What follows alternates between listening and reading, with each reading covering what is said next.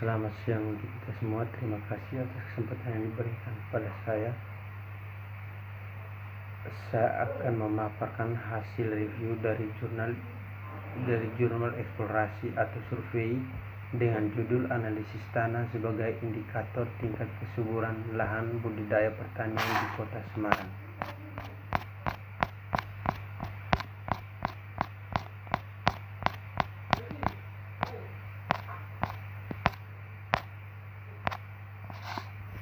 Yang pertama, alasan kenapa artikel ini ditulis.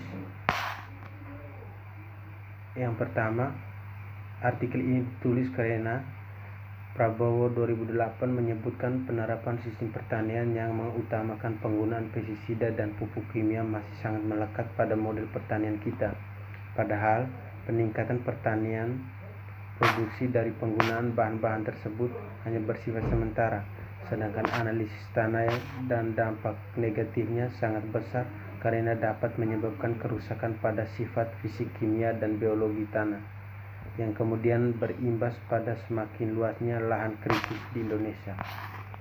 Yang kedua, tujuan yang ingin dicapai. Tujuan penelitian ini adalah untuk mengetahui parameter kesuburan tanah pada lahan budidaya pertanian di Kota Semarang. Tujuan tersebut dicapai melalui pengambilan dan uji sampel tanah yang diambil dari lahan budidaya pertanian di Kota Semarang. Yang ketiga, metode penelitian yang digunakan. 1. Lokasi penelitian di Kota Semarang. 2. Cara penentuan lokasi penelitian menggunakan metode survei lapangan. Yang ketiga, cara penentuan lokasi sampel hanya difokuskan pada lahan budidaya pertanian. Cara pengambilan sampel di Kota Semarang hanya difokuskan pada lahan budidaya pertanian. Sampel tanah yang dikomposit yang telah diambil di lapangan selanjutnya dianalisis sifat kimianya dan di laboratorium yang meliputi KTK, KB, C organik, P total, dan K total tanah. Masing-masing parameter tersebut kemudian ditetapkan kriterianya berdasarkan tabel 1. Variabel yang diamati serta analisis data. 1. pH muatan pada tanah. 2. Kejenuhan basa atau KB tanah. Yang ketiga, kadar C organik tanah. Yang keempat, kandungan fosfor tanah. Yang kelima, kandungan kalium tanah. 4. Pembahasan mencangkup 1. Hasil yang diperoleh. Hasil penelitian menunjukkan bahwa sebagian besar tanah sampel masih mengandung unsur hara yang dapat dilihat dari hasil analisa parameter pH yang bernilai negatif.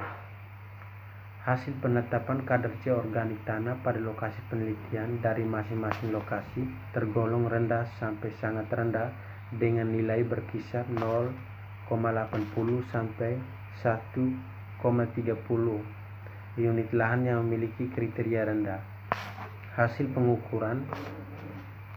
pengukuran pH tanah, pH atau pH H2O dan pH KCl pada ketiga lokasi penelitian merupakan tanah uji soil, yaitu tanah mineral. Terdapat dua kriteria P total tanah daerah penelitian, yaitu P total dengan kriteria sangat rendah meliputi lokasi di Desa Jetis, Kelurahan Ngijo, Kecamatan Gunung Pati dengan komoditas singkong, sedangkan kriteria tinggi meliputi Citra Agung Nurseri, Kota Semarang dengan komoditas kelengkeng dan sampel tanah DS Lerep, Kecamatan Ungaran Barat dengan komoditas jagung.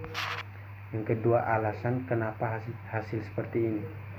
Karena berdasarkan hasil analisis tanah sebagai indikator tingkat kesuburan lahan budidaya pertanian di Kota Semarang, hal ini dapat dilihat dari beberapa parameter seperti KTK, KB, C organik, P total, dan K total. Yang berikut jurnal penelitian eksperimen dengan judul Pertumbuhan Bibit Kakao atau Theobroma Kakao L pada berbagai jenis klon dan jenis pupuk kandang.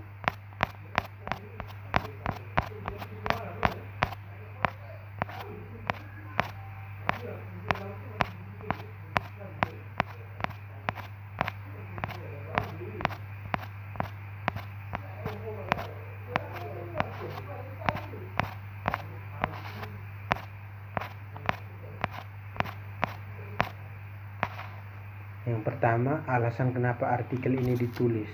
Karena faktor eksperimen adalah faktor yang menyatakan hubungan sebab akibat.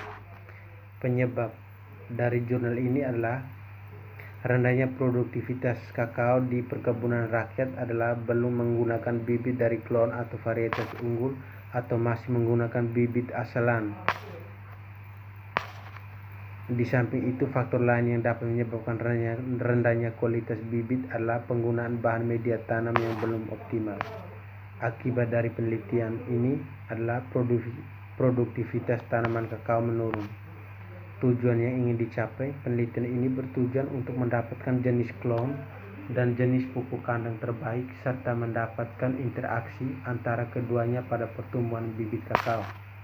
Yang ketiga, metode penelitian yang digunakan mencangkup A. Lokasi di lahan praktik jurusan tanaman perkebunan dan laboratorium analisis Politeknik Negeri Lampung. B. Cara penentuan lokasi penelitian dengan melakukan survei lokasi secara langsung.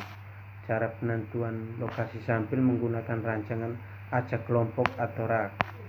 D. Cara pengambilan sampel.